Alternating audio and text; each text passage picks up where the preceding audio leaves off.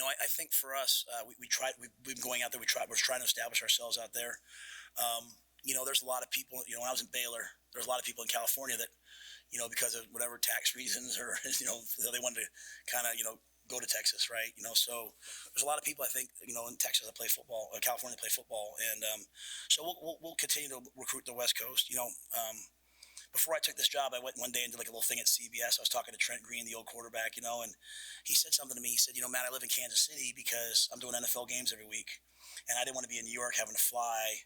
So I'm kind of in the middle of the country, and I'm going here and I'm going there. And I think as the Big Ten's become the national conference, or it stretches from East Coast to West Coast, we're in a pretty good spot geographically where teams are going to have to come here and play in cold temperatures, have to play in the wind.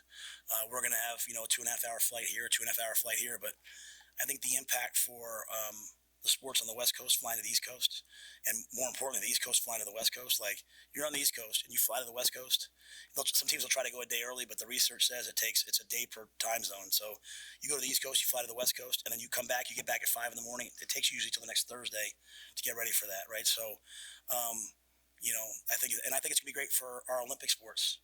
Okay, because we're going to have the ability. There's a lot of great schools we can play here, but think about having to go do a weekend run and in softball, and you're in the West Coast, having to go all the way to the East Coast and come back. Where our Olympic sports and our I don't know what the other basketball or whatever, they're able to go to the East Coast to West Coast. It's manageable trips instead of 5 and 6 hour trips that other teams are going to have to do. So I think this broadening of the conference could be really good for the University of Nebraska because we're central and we're in the middle of it, and the weather will be good in football for us, but also just the travel will be more manageable than maybe some of the other teams. So all you Olympic sport athletes, come to Nebraska. All good. Thanks, guys.